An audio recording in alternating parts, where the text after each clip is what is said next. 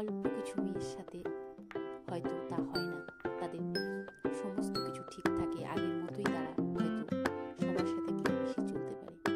কিন্তু মেয়েরা বেশিরভাগটা ক্ষেত্রেই তাদের নতুনকে আবার সদরে গ্রহণ করতে হয়, তাদের সব কিছু নতুন হয়ে যায়।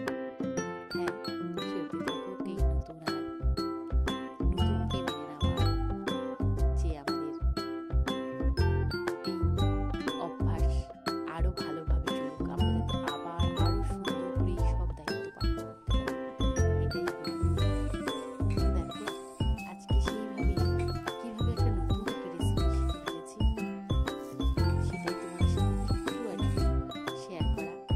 দেখো আজকে বানাচ্ছি সাবুর পায়েস। সত্যি বলছি, আজ পর্যন্ত আমি কখনো এটা দেখিনি, তো এখানে এসেই আমার এটা শেখা। তো দেখো কি সুন্দর করে হচ্ছে। প্রথমে সাবুটা ভিজিয়ে রেখে জল ঝরিয়ে নেবে, তারপর দুধটা ভালো করে গরম করে একটুখানি গাঢ় করে নেবে। হ্যাঁ, তারপরে একটু সাবুটা দিয়ে খানিকক্ষণ ফুটিয়ে নিলেই সাবুর পায়েস রেডি। তো এমন করেই চলতে থাকুক আমাদের নতুনকে শেখার পর্ব। আরও নতুন নতুন ভিডিও তোমাদের সাথে শেয়ার করব।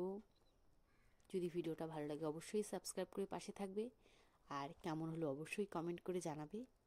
তো আমার সাবুর পায়েস একদম রেডি। আর এখানে দিয়ে দিচ্ছি একটু জাফরান ভেজানো দুধ কালারের জন্য। আচ্ছা, বাঙালিরা বোধহয় সব কিছুতেই পায়েসের এক্সপেরিমেন্ট করে, তাই না? ছানার পায়েস, সাবুর পায়েস, হ্যাঁ আমি তো ভুলেই গিয়েছিলাম, এমনকি মানাকুচুর পায়েস। আর কি কি হয় বলো তো? অনেক রকমের পায়েস হয়, তাই না? তো আজকে আমার পায়েসটা কেমন লাগলো অবশ্যই কমেন্ট করে জানাবে। আর নতুন নতুন আরও এমন রেসিপি নিয়ে আমি তোমাদের সামনে হাজির হব। বাঙালিরা কিন্তু খেতে এক্সপার্ট, আর নানা রকম এক্সপেরিমেন্ট করতে, বিশেষ করে খাওয়ার জিনিস নিয়ে কিন্তু এক্সপার্ট। তাই জন্যই বুঝি বাঙালির ঘরে এত ধরনের পায়েস হয়। তো আজকে আমার পায়েসটা কেমন হচ্ছে অবশ্যই কমেন্ট করে বলো।